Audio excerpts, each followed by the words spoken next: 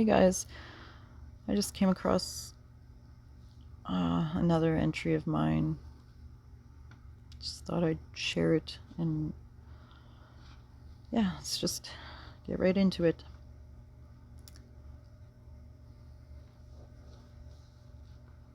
I honestly don't know whether or not you know or understand how hard it is for me to just forget about the past and carry on in life. Trust me, I try. I really do. I want to, but I can't. I'm just not built like that. I choose not to run away from anything anymore.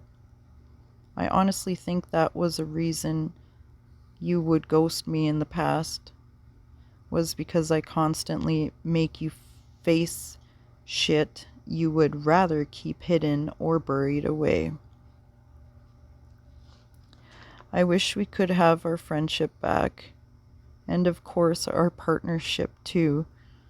I feel that it's been lost because of too much bitterness, manipulation, resentment, betrayal, etc., etc.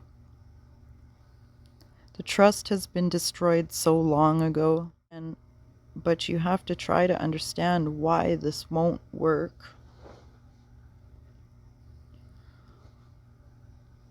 You absolutely refuse. Sorry. Sorry, guys. You absolutely refuse to confront your demons and deal with any past issues.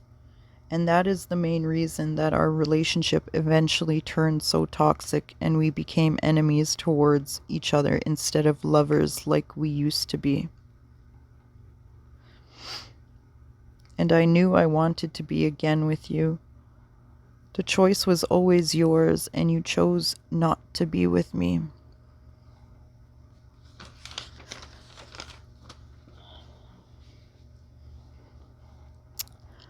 That's. I'm just incredibly lucky and blessed. I'm glad. I'm so happy that I was so self aware when I was going through this, because it was so hard. It was one of the most difficult things in my life that I've experienced so far, and that I was trying to get out of because I knew it wasn't healthy. I knew what we both needed. I knew I could see everything that he needed to do. I could see everything that I needed to do. And us being together wasn't healthy. It wasn't going to work. Not with how we were. Like, we both needed to do work on ourselves separately. And then, like, I never promised him anything in the future. I just, I don't know what's going to happen in the future. That's just it. So I can't really say anything. I can't say that we would get back together, or I just said, who knows what will happen in the future. Maybe we both do the work. Maybe we both end up back together for our boys. Or maybe we just get that friendship back and stay friends and actually be happy for each other. Like, if we end up with other partners, to actually truly be happy for one another. I can see that's the type of things I believe in, because it is possible that something like that is possible. The transition into that kind of love, it's so difficult. It's so difficult to get out of the broken, intimate relationship that obviously didn't work. And it's just hard to come to the acceptance of knowing that it didn't work and that you aren't compatible and that you can't be with that person because you love them. But like the cliche is so true. It's so cheesy, but it's like it's so true that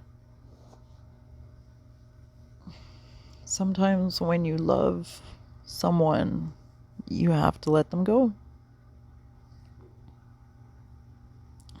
You really do. When you know that you're not bringing each other up, you're just bringing each other down, and you're destroying everything around you and everyone in your life. When you get so lost in the chaos that you and this person have created, that you don't even know how or when or why. You just get used to what becomes a mess and dangerous to each other, and it doesn't stop. It doesn't stop unless if something intervenes, comes in. Because if you've been in a situation like this for quite a while, and you know that you need to get out, you know that you are not good together, you know it's unhealthy, you know it's toxic, you know what you need to do, but you just can't do it. You stay. If you are in this situation, you need to get outside. Outsiders to look in somehow.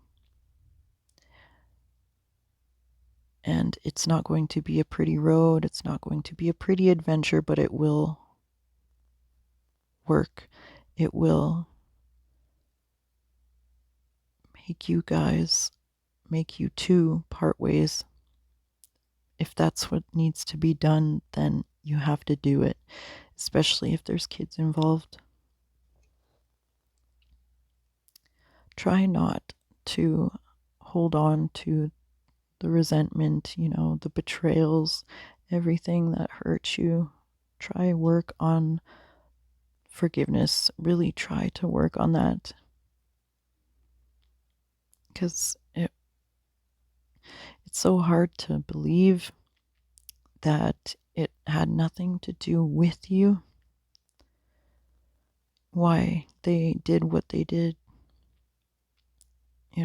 It's their own inner demons and their insecurities.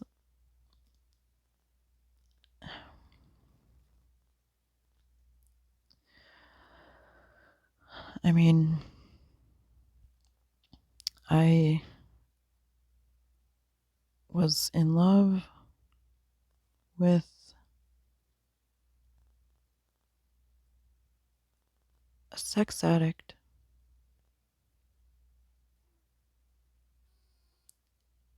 And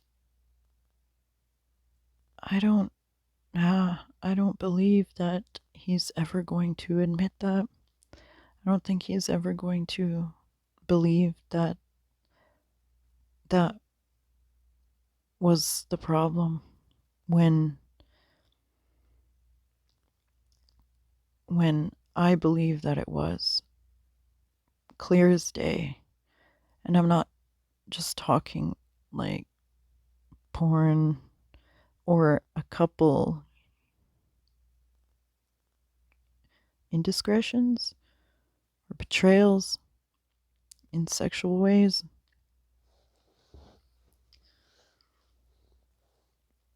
I'm not talking about just a couple. And that's bad enough. Being cheated on once is bad enough. But when you have been with the person for over 6 years, and you notice a pattern,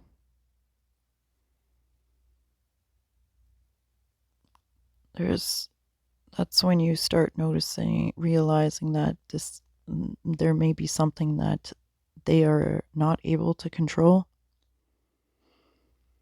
They're impulsive, very impulsive.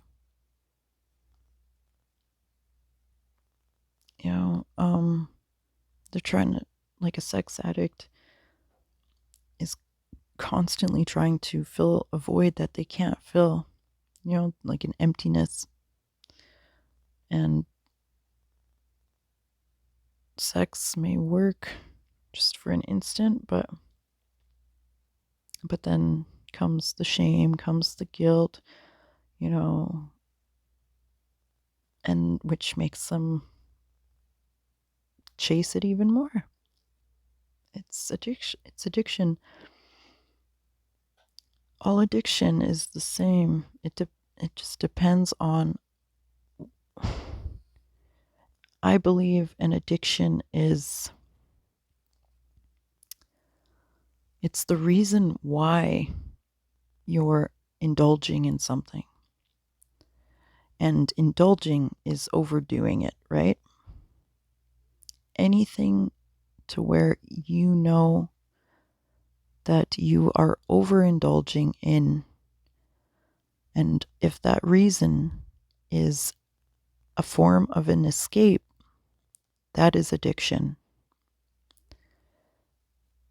So, what I've always wondered with anybody who I meet in my life,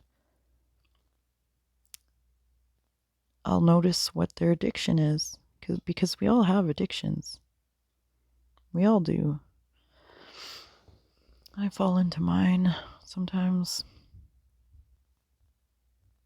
Mine was love, for sure. Getting help with that.